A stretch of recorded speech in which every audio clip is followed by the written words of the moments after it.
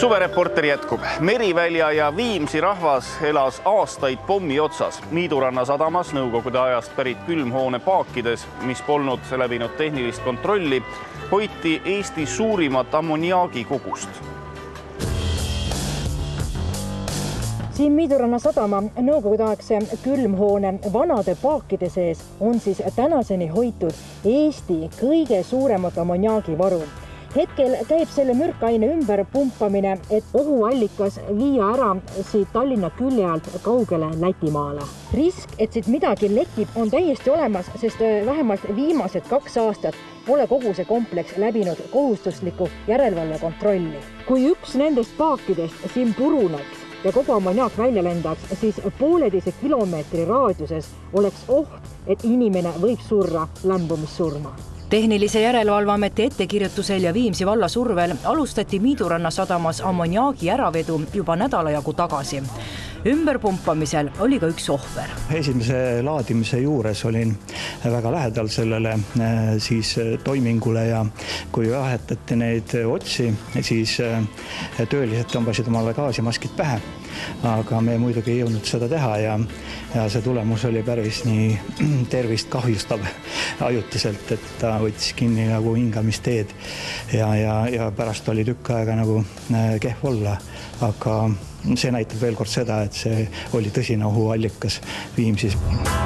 Viimsi valla riskianalüüsis on ohuraadiuseks ehk piirkonnaks, mis õnnetuse korral kannatada saaksid, märgitud 1,8 kilomeetrit. On pidevalt olnud teatav oht inimestele ja mitte väiksele piirkonnale, vaid üsna suurele alale, mis tegelikult tõlmab suurt osa Meriväljast, tõlmab kogu Viimsi alevikku, tõlmab Aabneeme keskosa, suuremat osa Aabneemest, nii et kokku võib-olla inimesi kusagil 1200, kes elavad selles tsoonis.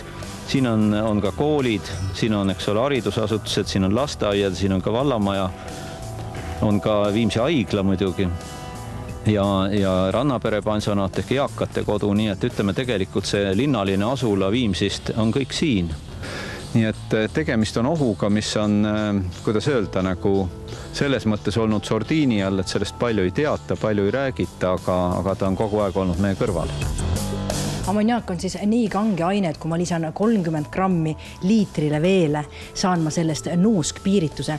Ja kui ma nüüd mõtlen sellele 10 tonnile ammoniaagile seal sadamas, siis ma saaksin 300 000 liitrit nuuskpiiritust, mis äratab praktiliselt ju surnugi ülesse. Vaat nii kange on see aine. Kui suure kahju võiks sellise koguse ammoniaagi õhku sattumise korral tekitada, mida külmhoones hoitakse, sõltub TTÜ keemiakandidaadi ja tehnikadoktori Meeme Põldmäe sõnul atmosfääri seisust. Tõsine probleem on selles, et kui tõesti pääseb siis atmosfääri suur kogus ja see tõuseb pilvena, siis kõik lendab, elus lendab, see hukkub. Tähendab, linnud igasugused putukad tabab ära. Kui ei ole tõusvad õhuvoolusid, hoolimata sellest, et ta on õhust kergem, siis ta vajub laiali. Võib vajuda laiali ja defundeerub väga aeglaselt juba siis atmosfääri. Tühjalt seisnud külmhoone oma ammoniaagipaakidega tõmbas kriipsu peale ka rahvusvahelisele koolile, mida plaaniti ehitada külmhoonest vähem kui kilomeetri kaugusele. Kui me planeerisime rahvusvahelist kooli siia Miiduranda ja see erakinnistu omanik, kes siis sellega tegeles, jõudis planeeringuni, jõudis kooskõlastusteni, siis Tehnilise järelevalveamet mõistagi seda kooskõlastust ei andnud, kuna ka see kool jäi sellesse ohutsooni, mis oli üllatuseks nii rahvusvahelisele koolile kui ka tegelikult Viimsi lastele. Arvestuslikult pidi külmhoones olema 20 tonni ammoniaaki. Väljapumpamisel tuli seda kokku aga poole vähem ehk circa 10 tonni. Külmhoone 30-aastase tegevuse jooksul on pool kogusest ümbruskonda laiali haihtunud. Nii teab rääkida terve oma elu seal külmhoones töötanud Teet. No eks ta vahest on pihkunud kuskil karakülmetuses või nii, ma olen sees töötanud, mitte selle ammoniaagiga otseselt. Mis see pärast seda on, kui olete seda kokku puutunud? Oled uimane, peavalu võib olla niisugune. Aga ajule mõjub, maksale mõjub, neerusele mõjub, kõigile mõjub. Ja teie tervist täna? No senine on elus. Eesti keskmine iga on käes. Ja siit läheb siis sellest tünnist läheb viimane tonn ammoniaaki teele Läti poole, nii et terve see piirkond on taas ohuallikast vaba ja turvaline.